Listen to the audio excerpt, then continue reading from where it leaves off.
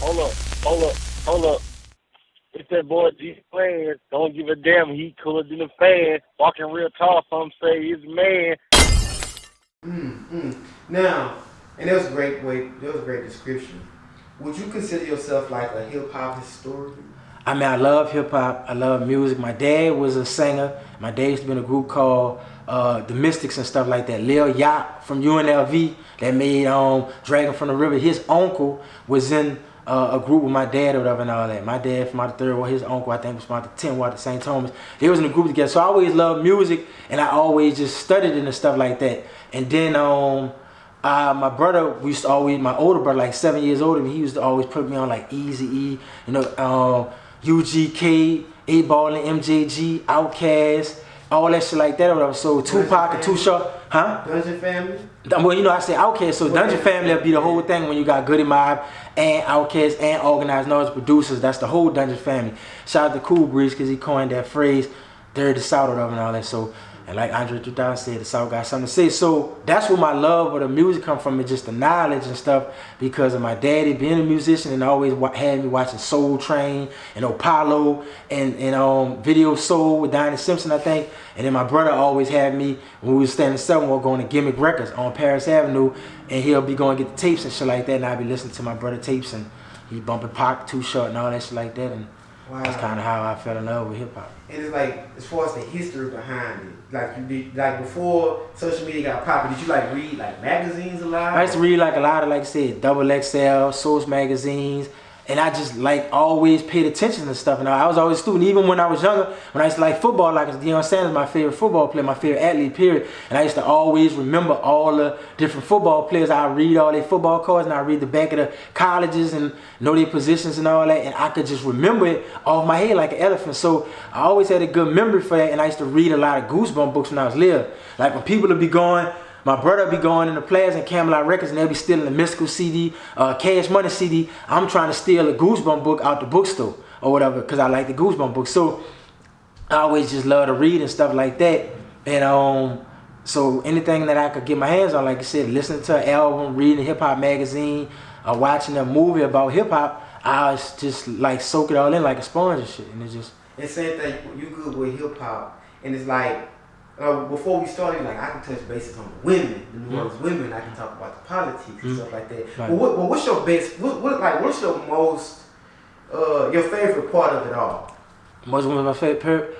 I ain't gonna say just women. I'm just saying of it all. Like the fact that you are versatile and you're diverse. You can really talk about all these different subjects. Right. What's your favorite part of it all? That's what I'm saying. Talking to the people and learning and bouncing off the people. But my mama, very, very talkative. People always wonder why I talk so much. My mama was talkative. My mama went to Catholic school and the nuns used to always try to put tape over her mouth and all that. So she made great grades, but she was talkative.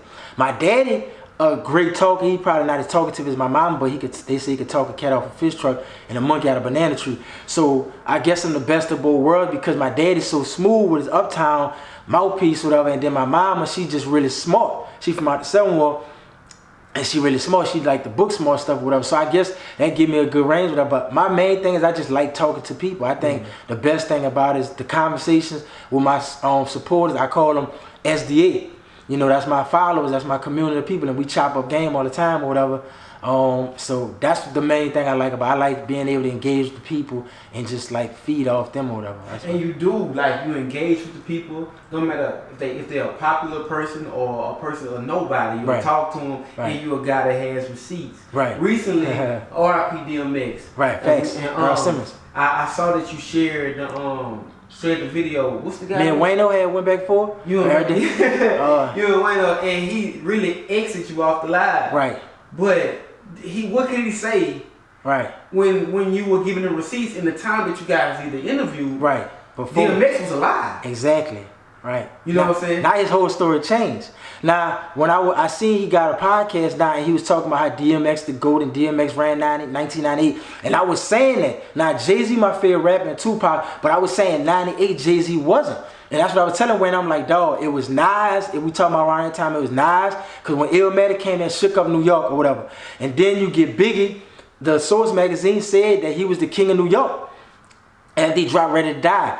Then, you know, Bad Boy was killing in '97 after Big died or whatever, after Big was killed. Puffy had Bad Boy and Mace had on the rap game on lock, especially for why it's New York at the time. Because No Way Out killed the game and then we know what Mace was doing. So I felt Jay had dropped Volume 1 around that time. So when DMX come around in '98 when Jay dropped Volume 2, yeah, that album was fire and it sold like about 5 million, but DMX dropped 2 multi-platinum albums in the same year and it disrupted hip-hop. Because when Puffy was dancing with Shoes, DMX came for the streets and the have-nots. Jay-Z them talking about money and champagne and Rolls Royces. DMX represent the niggas at the bottom. They didn't have shit.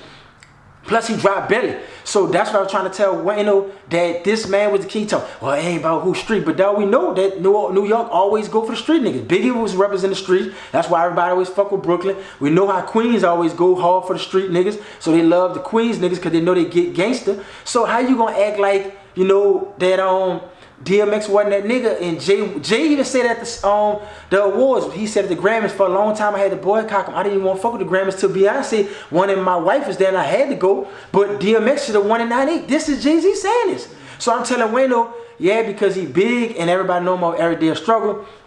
And he worked for Rockefeller and he managed Dave East and he cool with Nas, that, all right, man, who this nigga is, he don't know nothing, I'm gonna hang up on him. But I was trying to say why Wayne great. And that's what we started off with, because I was saying that Wayne was from New York, it'd be a different conversation with people respecting how great he is. Because he from the South, he still get a hard time. I feel like people still show him love, but I feel like if Wayne was from New York, it'd be a different subject. It'd be different about the way they look at him. Because the way he killed those mixtapes, the way he sold 1 million in 1 week when it wasn't even like the thing that you could even thought somebody could even do at that time. Like, it's just a lot of things that Wayne did, but by him being from the South, like, we always get a hard time.